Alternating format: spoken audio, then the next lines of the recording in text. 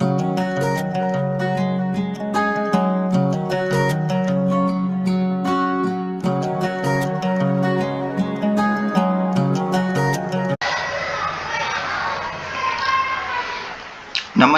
મિત્રો, અહીંયા આપણે આજે કોમ્પિટિટિવ એક્ઝામની તૈયારી કરતા મિત્રો માટે ખૂબ જ સંબંધિત પ્રશ્નો તમને આપવામાં આવેલા છે, જેનું આપણે અહીંયા સોલ્યુશન જોઈશું.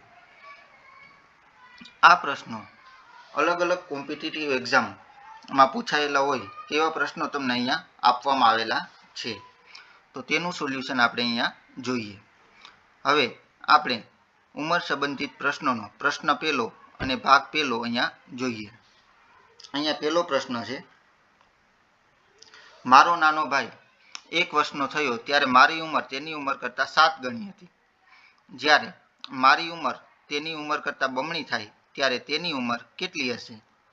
તો અહીંયા આ પ્રશ્નના સોલ્યુશન માટે 2 રીત તમને આપવામાં આવેલી છે. સૌ પ્રથમ રીત છે એ કોયડા સંબંધિત રીત છે. જેમાં આપણે અહીંયા જોઈએ કે ધારો કે મારા નાના ભાઈની ઉંમર 1 વર્ષ છે, તેને આપણે x ધારીએ, તો મારી ઉંમર છે તેના કરતાં 6 વર્ષ વધુ હોય એટલે આપણે x + 6 તેના માટેનું સમીકરણ બને. હવે આગળ જોઈએ કે જ્યારે મારી ઉંમર બમણી હોય ત્યારે નાના ભાઈની ઉંમર શું હશે? તો તેના માટે આપણે મારી ઉંમર હોય તેના કરતાં ઉંમર છે તેની બમણી અહીંયા લેવાની છે. તો આ સમીકરણનું સોલ્યુશન કરતા જઈએ તો આપણને x બરાબર 6 જવાબ મળે છે. એટલે x છે એ નાના ભાઈની ઉંમર છે, એટલે x નાના ભાઈની ઉંમર 6 વર્ષ હોય ત્યારે મારી ઉંમર તેના કરતાં બમણી એટલે કે 12 વર્ષ થશે.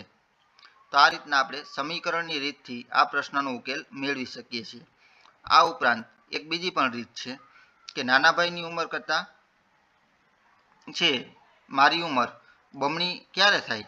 તો એના માટે આપણે સાદી અને સિમ્પલ રીત અહીંયા જોઈએ કે નાના ભાઈની ઉંમર જ્યારે 1 વર્ષ હોય ત્યારે મારી ઉંમર 7 વર્ષ છે. 2 વર્ષ હોય ત્યારે મારી ઉંમર 8 વર્ષ થશે. 3 વર્ષ હોય ત્યારે મારી ઉંમર 9 વર્ષ, 4 વર્ષે 10 વર્ષ, 5 વર્ષે 11 વર્ષ અને 6 વર્ષે 12 વર્ષ થશે. આમ 6 વર્ષ ઉંમર થાય ત્યારે મારી ઉંમર તેના કરતાં બમણી થશે. આમ આપણને જવાબ છે એ 6 વર્ષ મળે છે. એટલે કે નાના ભાઈની ઉંમર 6 વર્ષ હોય ત્યારે મારી ઉંમર 12 વર્ષ થશે.